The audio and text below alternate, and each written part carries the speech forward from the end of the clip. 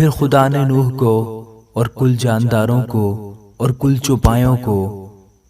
جو اس کے ساتھ کشتی میں تھے یاد کیا، اور خدا نے زمین پر ایک ہوا چلائی اور پانی رک گیا،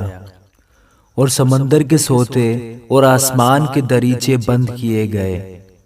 اور آسمان سے جو بارش ہو رہی تھی تھم گئی، اور پانی زمین پر سے گھٹتے گھٹتے 150 دن کے بعد کم ہوا، اور 7ویں مہینے کی 17ویں تاریخ کو کشتی ارارات کے پہاڑوں پر ٹک گئی، اور پانی 10ویں مہینے تک برابر گھٹتا رہا، اور 10ویں مہینے کی پہلی تاریخ کو پہاڑوں کی چوٹیاں نظر آئیں۔ اور 40 دن کے بعد یوں ہوا کہ نوح نے کشتی کی کھڑکی جو اس نے بنائی تھی کھولی، اور اس نے ایک کوے کو اڑا دیا،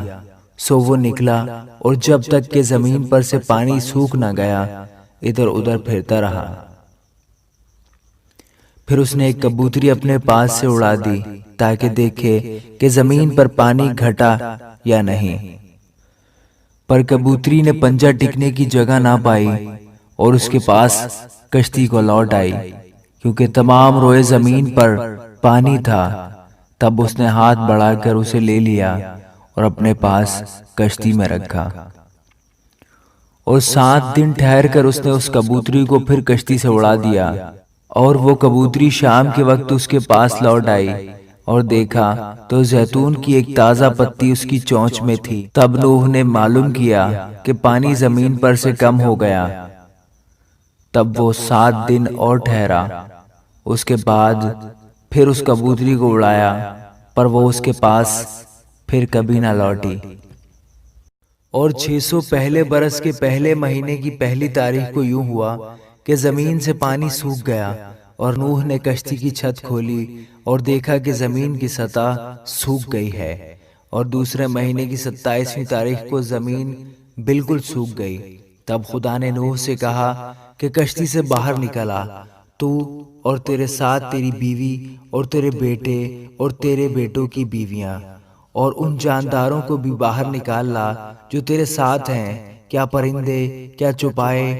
کیا زمین کے رینگنے والے جاندار، تاکہ وہ زمین پر کثرت سے بچے دیں اور بارور ہوں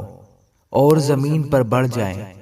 تب نوح اپنی بیوی اور اپنے بیٹوں اور اپنے بیٹوں کی بیویوں کے ساتھ باہر نکلا، اور سب جانور، سب رینگنے والے جاندار، سب پرندے اور جو زمین پر چلتے ہیں اپنی اپنی جنس کے ساتھ کشتی سے نکل گئے۔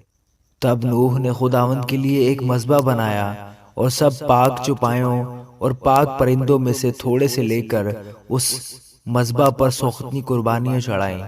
اور خداوند نے ان کی راحت انگیز خوشبو لی، اور خداوند نے اپنے دل میں کہا کہ انسان کے سبب سے میں پھر کبھی زمین پر لعنت نہیں بھیجوں گا، کیونکہ انسان کے دل کا خیال لڑک پن سے برا ہے،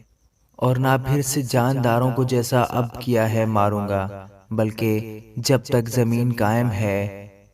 بیج بونا اور فصل کاٹنا، سردی اور تپش، گرمی اور جاڑا، دن اور رات موقوف نہ ہوں گے۔